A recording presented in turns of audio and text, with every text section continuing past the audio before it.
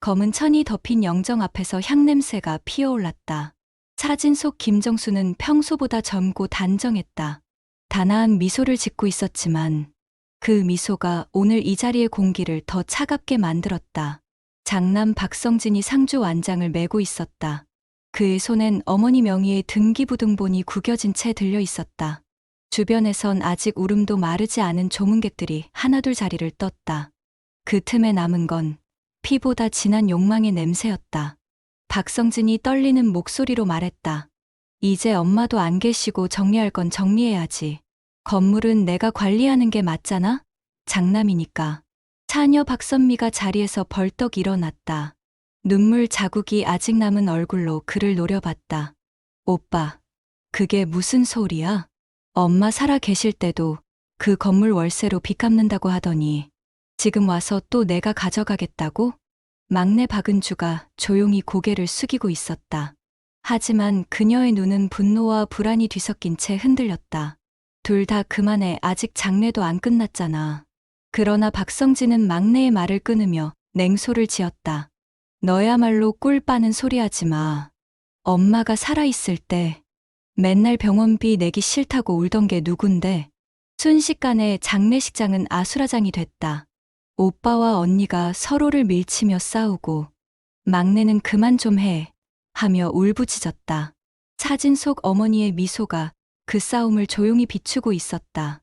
나중에 사람들은 말했다. 그날의 장례식은 죽은 이의 명복보다 살아있는 자들의 탐욕을 더 적나라하게 보여준 자리였다고.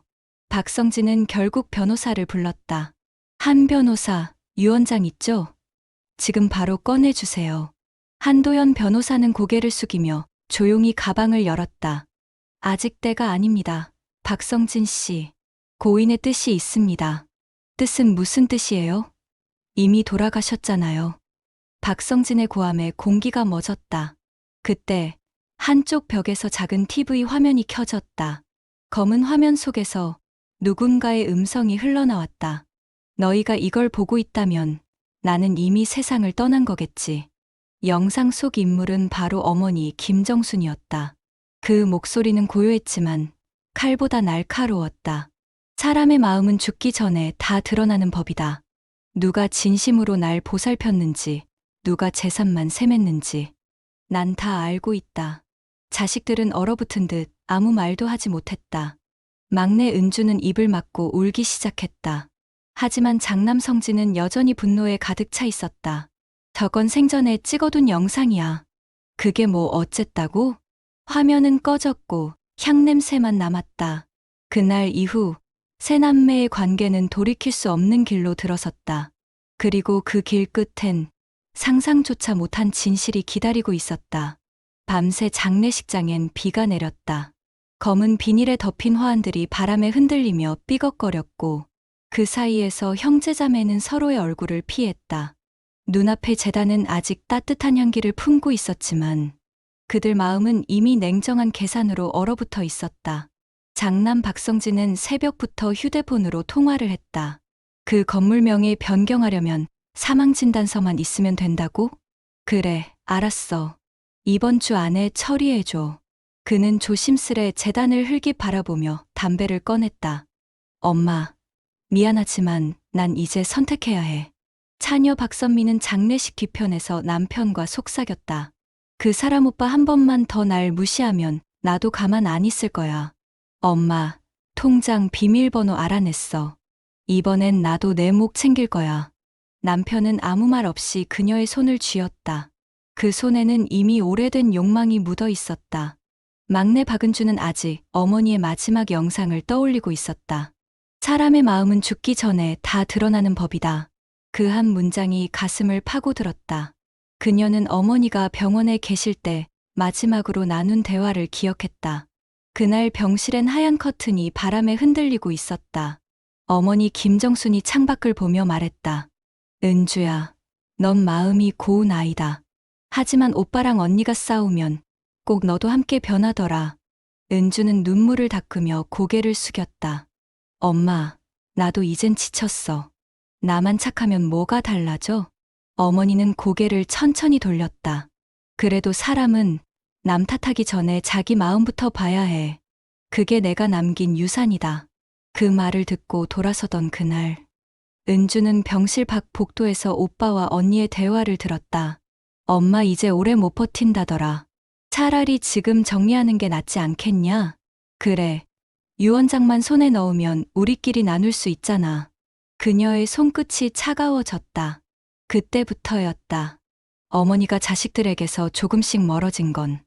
며칠 뒤, 장례가 끝난 다음 날, 한도연 변호사가 새 남매를 불렀다. 고인께서 남기신 서류는 있지만, 그건 상속 관련 문서가 아니라 기록에 가깝습니다. 박성진이 눈썹을 찌푸렸다. 기록이라니 무슨 일기라도 남긴 거예요? 변호사는 고개를 끄덕였다. 평생 동안 자녀분들의 행동을 날짜별로 기록하셨습니다. 매년, 매달, 누가 무슨 말을 했는지까지요. 선미가 얼굴이 새하얗게 질렸다. 그걸 왜요? 왜 그런 걸 써요? 변호사는 담담하게 대답했다. 고인은 생전에 사람은 자식이라도 믿으면 안 된다고 하셨습니다.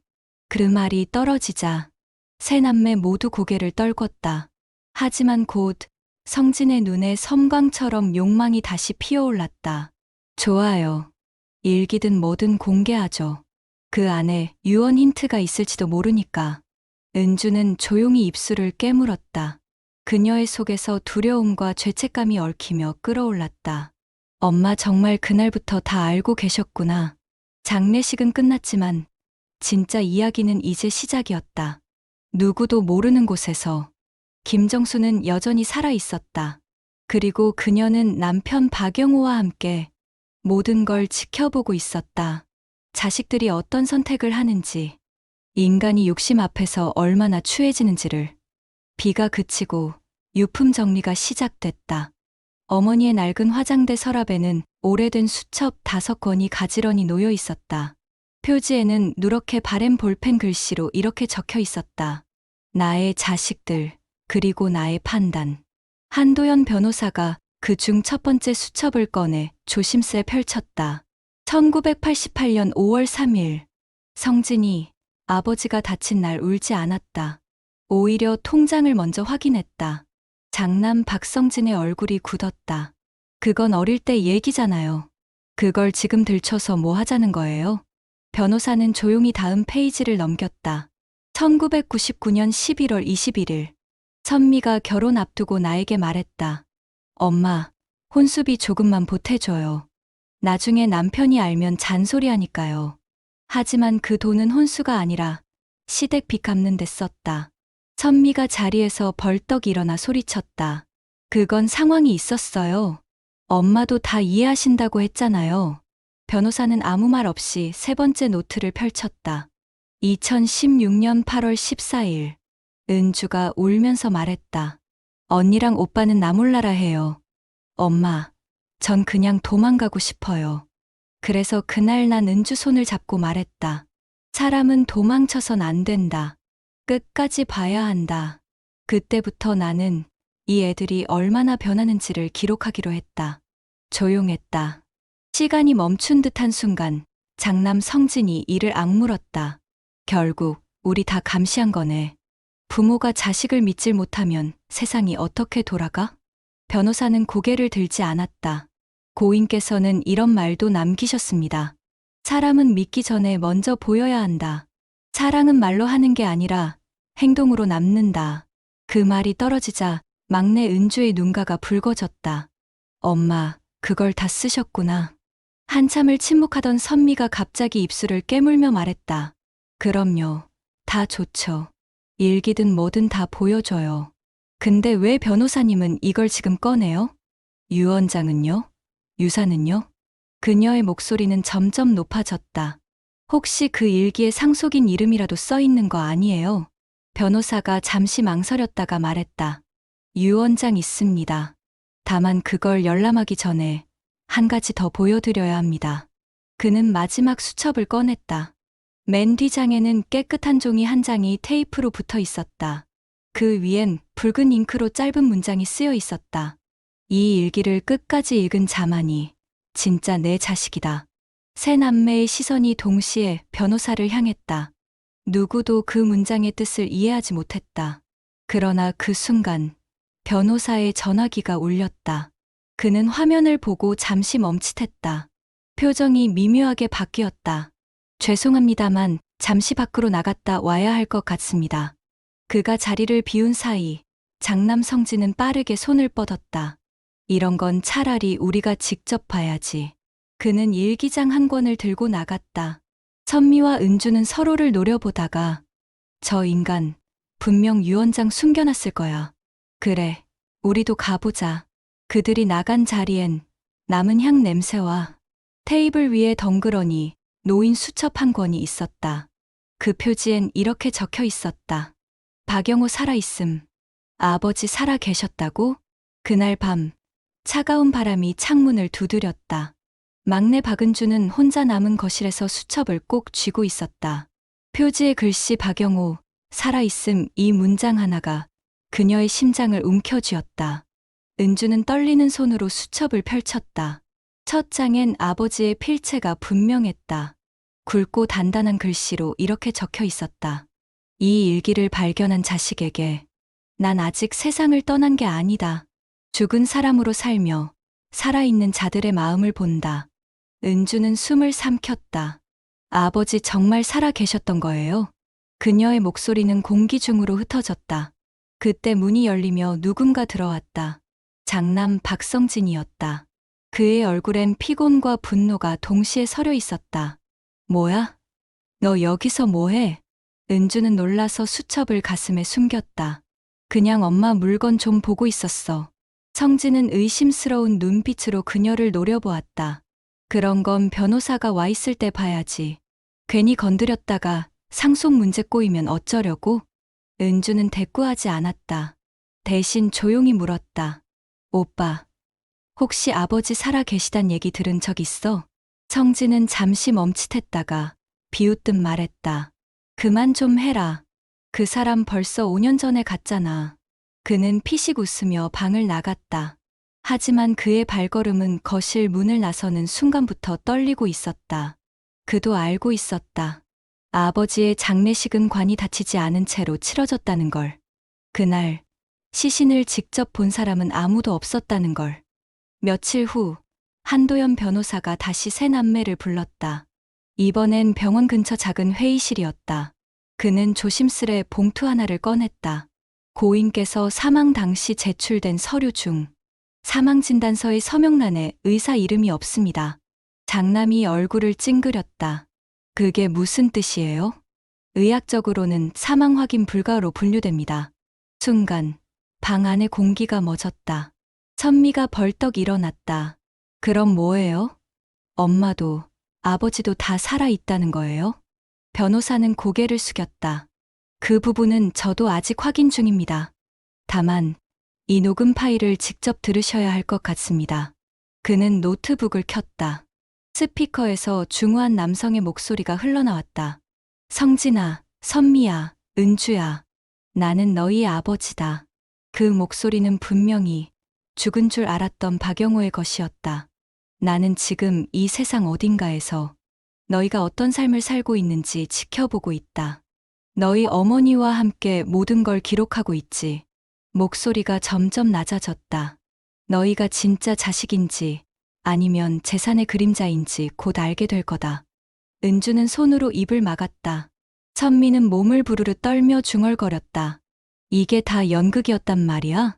장남 성진은 분노로 주먹을 쥐었다. 아버지가 살아있다면 그건 상속 사기예요. 우리한테 이럴 순 없어. 변호사는 조용히 서류를 접었다. 고인 아니, 박영호 씨는 이렇게 덧붙이셨습니다. 돈은 자식의 마음을 시험하는 가장 정확한 거울이다. 그날 이후 세 남매는 서로를 믿지 않았다. 모두가 의심했고 모두가 탐욕에 잠겼다. 그리고 그 틈에서 진짜 시험이 시작되고 있었다. 며칠이 지나도 그들은 잠을 이루지 못했다. 장남 박성진은 회사에서도 멍하니 서류만 뒤적였고 차녀 박선미는 남편 몰래 통장 정리를 반복했다. 막내 박은주는 방 안 가득히 켜놓은 향초 냄새 속에서 하루 종일 수첩을 펼쳐보았다. 그날 저녁 변호사 한도연이 다시 연락을 해왔다. 박영우 씨께서 생전에 남긴 유품 중 세 분이 각자 받아야 할 시험용 봉투가 있습니다. 세 남매는 같은 시간 어머니의 옛집에 모였다. 마당의 흙길엔 잡초가 무릎 높이까지 자라 있었다. 낡은 대문을 여는 순간 그들은 동시에 무언가를 느꼈다. 집 안엔 여전히 부모의 냄새가 남아 있었다. 그리고 식탁 위에는 이름이 적힌 흰 봉투 3개가 있었다. 성진이 가장 먼저 손을 뻗었다. 그는 봉투를 찢듯이 열었다. 안엔 단 한 장의 종이와 은행 통장이 들어 있었다.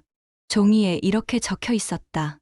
아들 성진에게, 돈이 전부라고 믿는 내게 진짜 돈의 무게를 맡긴다. 통장에는 1억 원이 입금되어 있었다. 성진의 입꼬리가 올라갔다. 보세요. 결국 장남한테 맡기셨잖아요. 하지만 그 뒤에는 덧붙은 글이 있었다. 단, 이 돈을 한 달 안에 남을 위해 쓰지 않으면 그 순간 너의 모든 것은 사라질 것이다. 성진은 코웃음을 쳤다. 에이, 말도 안 되는 소리. 차녀 선미도 봉투를 열었다. 안에는 고급 시계 하나가 있었다. 그리고 쪽지. 딸 선미에게 겉은 금빛이지만 속은 텅 빈 시계를 준다. 내 마음이 그렇기 때문이다. 그녀의 얼굴이 일그러졌다. 이게 뭐야? 이게 상속이야? 엄마, 나한테만 왜 그래요? 막내 은주는 마지막 봉투를 열었다. 안에는 손으로 직접 쓴 편지 한 통뿐이었다. 은주야, 내가 마음이 흔들릴 때마다 이 거울을 봐라. 거기엔 내가 누구인지 답이 있을 것이다. 편지 아래엔 작은 손거울이 하나 들어 있었다. 그녀는 거울을 들여다보았다. 안엔 자신의 얼굴이 그대로 비쳤다. 그런데 거울 뒷면엔 아주 작게 각인된 문구가 있었다. 진짜 유언장은 진심을 비추는 자에게 보인다. 은주는 그 문장을 손끝으로 더듬었다. 진심을 비추는 자. 그때 장남 성진이 갑자기 큰 소리로 외쳤다. 찾았다. 이게 진짜 유언장이야. 그는 서랍에서 한 봉투를 꺼내 들었다. 겉면엔 유언장이라고 쓰여 있었다. 모두가 숨을 죽였다. 성진은 빠르게 봉투를 뜯었다. 안엔 문서가 들어 있었다. 그는 한 줄 한 줄 읽어나갔다. 전 재산의 70%를 장남 박성진에게 상속한다. 순간 선미가 소리쳤다. 그럴 리가 없어. 그건 조작된 거야. 왜? 내가 갖고 싶었어? 둘은 서로를 밀치며 싸웠다. 탁자 위에 향로가 넘어지고 재가 흩날렸다. 그때 변호사가 문을 열고 들어왔다. 그 서류, 어디서 났습니까? 성진은 숨을 골랐다. 이 집 서랍에서요. 어머니가 숨겨둔 진짜 유언장이잖아요. 변호사가 고개를 저었다. 그건 가짜 유언장입니다. 박영우 씨가 일부러 넣어둔 시험용 문서예요. 모두가 얼어붙었다. 시험용이라고요? 예. 누가 그 문서를 먼저 찾아내 욕심을 드러내는지 보려고 하신 겁니다. 은주의 손에서 거울이 미세하게 흔들렸다. 그녀는 그제야 깨달았다. 아버지가 진짜로 살아있다면 이 모든 건 그들의 탐욕을 비추는 거울이었다. 밤이 깊어갈수록 세 남매의 얼굴엔 죄책감보다 더 진한 그림자가 내려앉았다. 그리고 그 그림자는 이제 그들 중 한 사람의 목을 죄기 시작했다. 이틀 후 장남 박성진은 은행 창구에 앉아 있었다. 통장에 적힌 숫자는 여전히 1억 원. 그는 은행 직원에게 웃으며 말했다. 이거 전세금으로 잠깐만 옮기면 되죠? 이자율이 좀 높다길래요. 직원이 서류를 확인하더니 고개를 저었다. 죄송하지만 이 통장은 출금 제한 계좌입니다. 성진은 당황했다.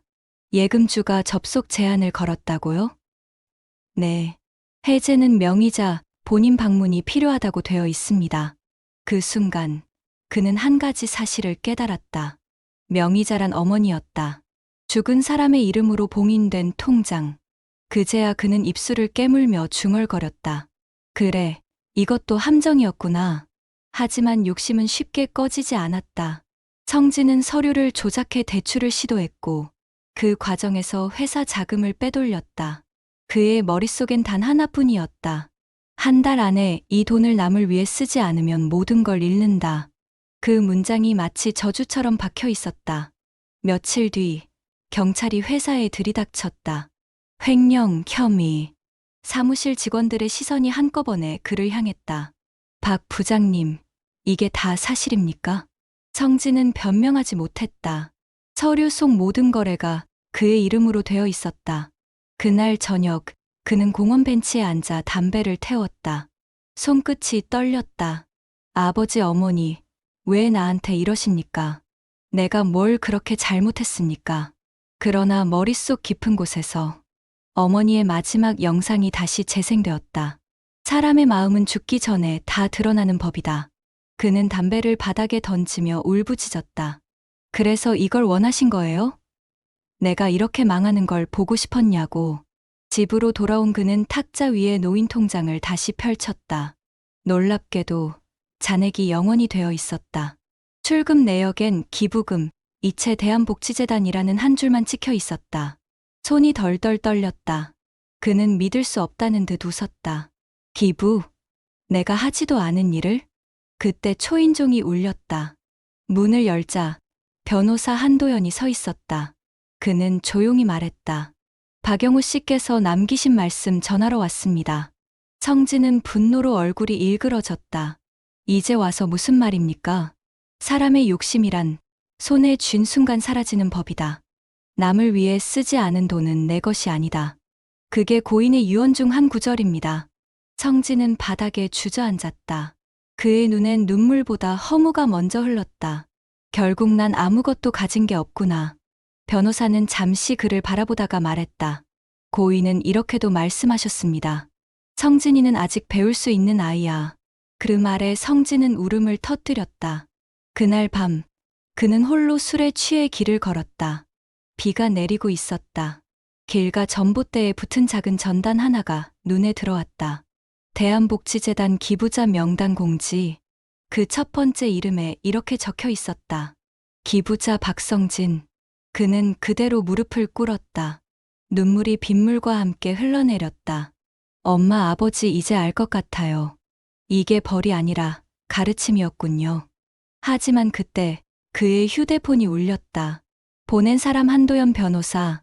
문자 내용은 단 한 줄이었다. 다음은 선미 씨 차례입니다. 밤하늘에 달빛이 번졌다. 차녀 박선미는 손목에 금빛 시계를 바라보았다. 시침은 멈춘 채였다. 바늘이 가리키는 건 시간이 아니라 욕심이었다. 그녀는 거울 앞에서 속삭였다. 엄마, 이건 도대체 무슨 뜻이에요?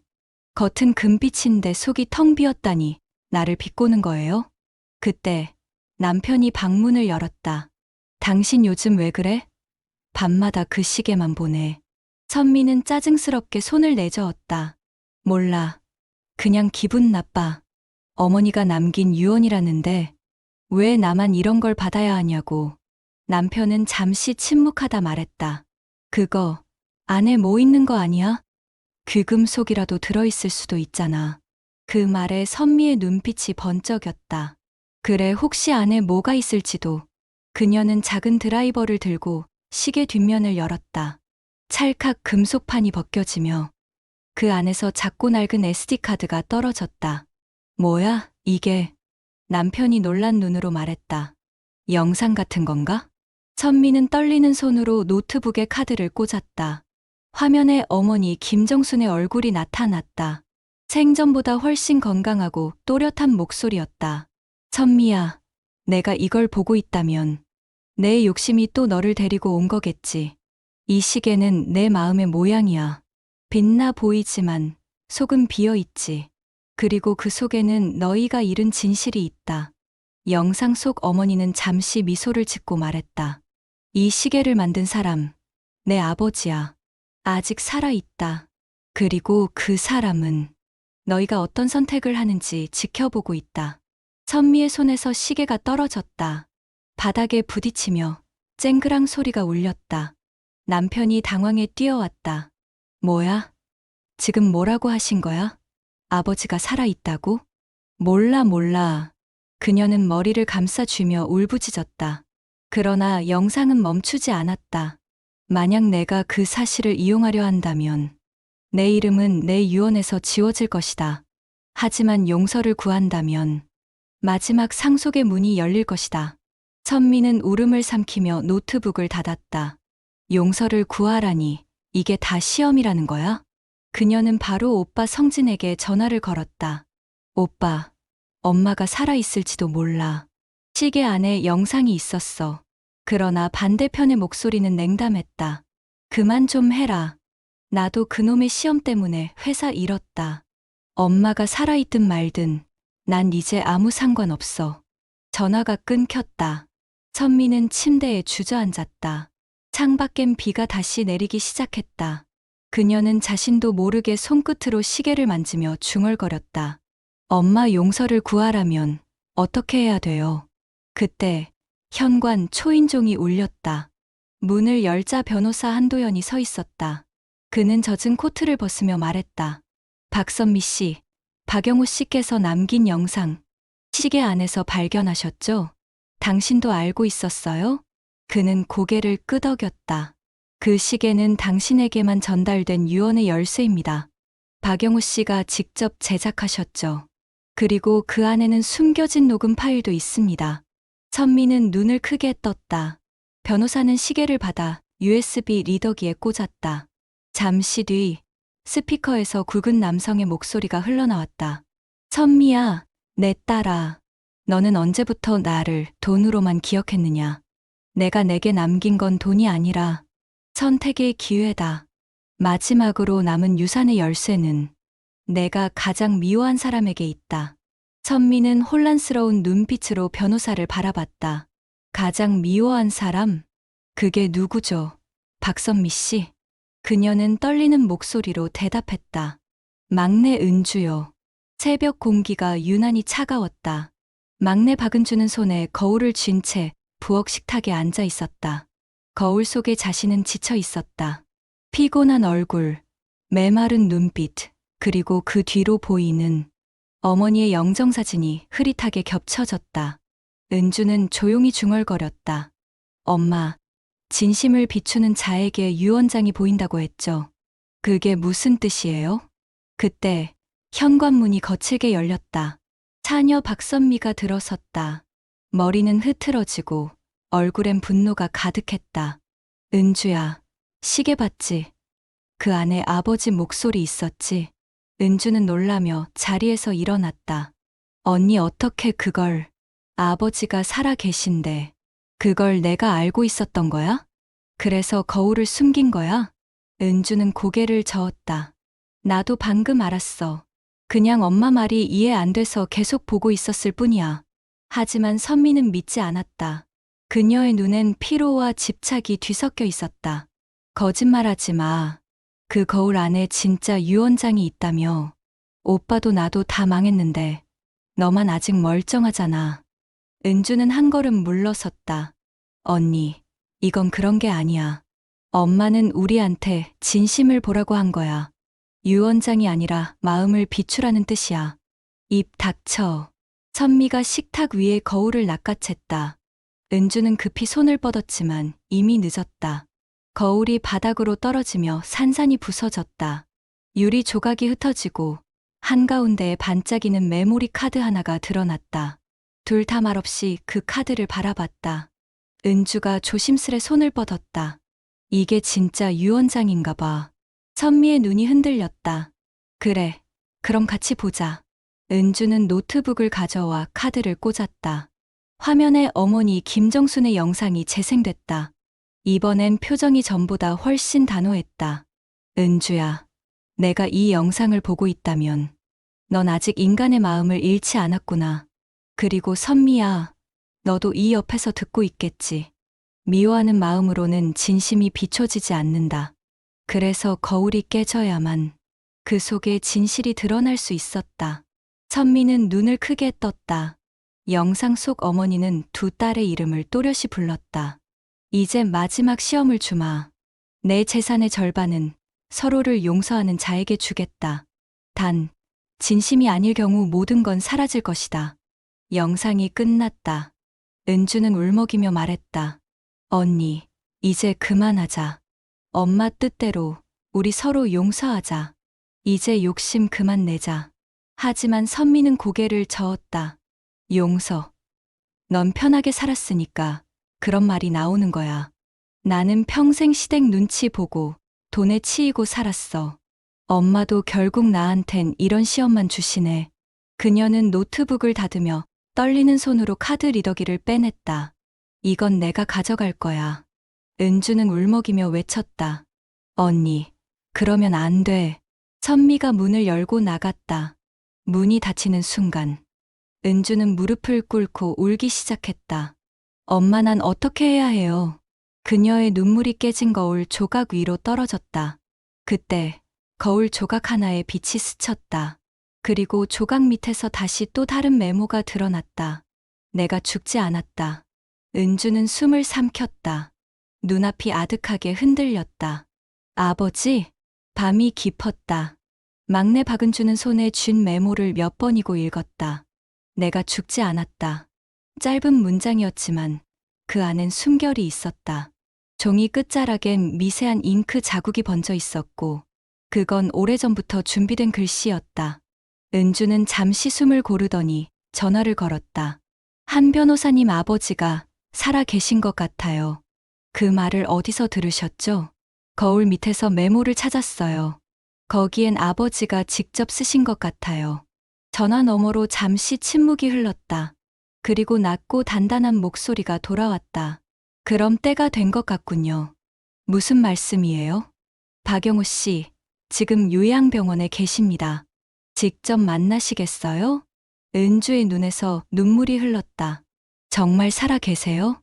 그분의 뜻대로라면 지금 이 순간이 마지막 유언 공개의 시간입니다. 요양병원의 문을 열자 소독약 냄새와 함께 고요한 숨소리가 흘러나왔다. 침대 위에 누워있던 노인, 박영호는 천천히 눈을 떴다. 은주를 보자 그의 입가에 희미한 미소가 번졌다. 은주야, 왔구나. 아버지. 그녀는 달려가 그의 손을 잡았다. 손끝엔 아직 따뜻한 온기가 남아 있었다. 정말 돌아가신 줄 알았어요. 그럴 줄 알았다. 그래야 너희가 어떤 사람인지 볼 수 있었으니까. 은주의 눈동자가 떨렸다. 이건 시험이었어요? 박영호는 고개를 끄덕였다. 나와 내 어머니는 마지막으로 확인하고 싶었다. 사람이 돈 앞에서 얼마나 달라지는지를. 그럼 엄마도 알고 계셨던 거예요? 그래. 정수님 끝까지 믿고 싶어 했지. 하지만 난 알았다. 자식이란 때로 부모보다 냉정할 수 있다는 걸. 그는 천천히 몸을 일으켰다. 탁자 위에는 한 장의 USB가 놓여 있었다. 이 안에 진짜 유언장이 있다. 하지만 그걸 열 수 있는 사람은 단 한 명뿐이다. 누구요? 진심으로 울 수 있는 사람. 그 말이 끝나자 병실 문이 벌컥 열렸다. 차녀 박선미가 헐떡이며 들어왔다. 아버지, 정말 살아 계셨군요. 그녀의 손엔 이전에 가져간 메모리 카드가 쥐어져 있었다. 이제 됐어요. 그 유언장, 제가 열게 해주세요. 박영호는 조용히 그녀를 바라봤다. 선미야, 넌 아직 울 줄 모르더구나.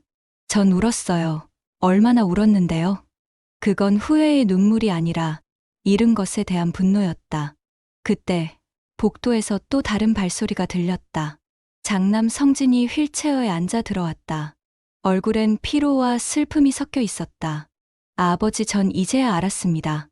욕심이 사람을 얼마나 망가뜨리는지요. 세 남매가 한자리에 모였다. 아버지는 조용히 USB를 컴퓨터에 꽂았다. 화면이 켜지고 영상 속 어머니 김정순의 모습이 나타났다. 이 영상을 보는 너희에게 마지막 말을 남긴다. 사람의 마음은 빛을 비추면 드러난다. 욕심은 그림자처럼 따라붙지만 진심은 남는다. 영상 속 어머니는 웃으며 덧붙였다. 이제 진짜 유언을 전하마. 우리 재산은 전부 복지재단에 기부한다. 하지만 우리 새 아이의 이름으로. 세상은 너희를 욕심쟁이라 부르겠지만 그 욕심이 진심으로 바뀔 때 그 이름이 사람들을 살릴 거다. 은주가 울음을 터뜨렸다. 선미는 말없이 바닥을 바라보았고 성진은 고개를 숙이며 입술을 깨물었다. 박영호는 눈을 감으며 마지막으로 말했다. 이제 내 유언은 끝났다. 남은 건 너희의 선택이다. 병실엔 침묵만이 흘렀다. 그들의 욕심은 사라졌고 남은 건 피보다 진한 후회였다. 요양병원 복도에는 햇살이 길게 들어왔다. 세 남매는 한참을 말없이 서 있었다. 아버지의 유언이 끝난 후에도 그 누구도 먼저 말을 꺼내지 못했다. 장남 박성진이 먼저 고개를 들었다. 아버지 그리고 엄마, 전 이걸 제 삶으로 갚겠습니다. 그는 주머니에서 낡은 명함을 꺼냈다. 자원봉사단 신청서. 회사에서 쫓겨났지만 이제 사람들에게 빚진 걸 돌려드리고 싶어요. 그의 목소리는 떨렸지만 오랜만에 따뜻했다. 차녀 박선미는 창가에 서서 눈을 감았다. 금빛 시계는 여전히 멈춘 채였지만 이제는 이상하게도 그 시계가 편안하게 느껴졌다. 엄마 말이 맞았어요. 속이 텅 빈 건 시계가 아니라 제 마음이었어요. 그녀는 시계를 풀어 탁자 위에 올려두었다. 이건 다시 복지재단에 기부할게요. 이게 진짜 상속이겠죠. 막내 박은주는 두 사람을 바라보다 조용히 말했다. 우리 이제 싸우지 말자. 이 집 그대로 지키자. 엄마 아빠 사진 걸고 이곳을 쉼터로 만들면 좋겠어. 성진이 고개를 끄덕였다. 그래, 그게 좋겠다. 그날 오후 세 남매는 함께 어머니의 묘를 찾았다. 햇살이 묘비를 부드럽게 감쌌다. 묘비 아래엔 이런 문구가 새겨져 있었다. 사람은 가진 걸 남기는 게 아니라 사람을 남기는 것이다. 그 문장을 읽는 순간 세 사람의 눈가가 동시에 젖었다. 그들은 손을 잡았다. 누가 먼저랄 것도 없이 눈물과 함께 미소가 번졌다. 그날 밤 세 사람은 아버지 박영호의 병실을 다시 찾았다. 그는 이미 깊은 잠에 들어 있었다. 의사는 조용히 말했다. 오늘 하루 동안 아버지께서 계속 웃고 계셨습니다. 창밖엔 비 대신 별이 내리고 있었다. 은주는 조용히 속삭였다. 엄마, 아빠, 이제야 조금은 알 것 같아요. 유산이 아니라 유언이 남긴 뜻을. 며칠 후 뉴스 한 줄이 세상을 흔들었다. 박영호 김정순 부부 전 재산 120억 복지재단에 기부. 그 기사 아래엔 세 남매의 이름이 나란히 적혀 있었다. 그리고 기자의 마지막 문장엔 이렇게 써 있었다. 그들은 돈을 잃었지만 사람을 얻었다. 사람은 돈이 많아서 불행해지는 것이 아니라 사람보다 돈을 먼저 생각할 때 무너집니다. 가족은 피로 맺어지는 관계가 아니라 같은 후회를 나누며 다시 일어설 수 있을 때 진짜 가족이 됩니다. 욕심은 누구에게나 찾아오지만 그 욕심을 내려놓을 때 비로소 진심이 비칩니다. 혹시 여러분은 누군가를 잃기 전에 한 번이라도 그 사람의 마음을 들여다본 적이 있으신가요? 사람의 진심은 늦게라도 닿을 수 있을까요? 오늘 하루 누군가에게 미안한 마음이 있으시다면 지금이라도 표현해 보세요. 세상이 아무리 각박해져도 사람의 마음은 여전히 따뜻하다는 걸 잊지 마시길 바랍니다. 진심은 돈보다 오래 남고 용서는 상속보다 값집니다. 이 이야기가 여러분 마음에 조금이라도 울림을 남겼다면 지금 이 순간 여러분의 가족을 떠올려 보시길 바랍니다. 그것이 오늘의 작은 유언이 될지도 모릅니다. 끝까지 함께해 주셔서 진심으로 감사합니다. 이런 이야기가 마음에 닿았다면 좋아요와 구독으로 응원해 주세요. 다음 이야기에서도 사람의 마음속 진짜 유산을 함께 찾아가겠습니다.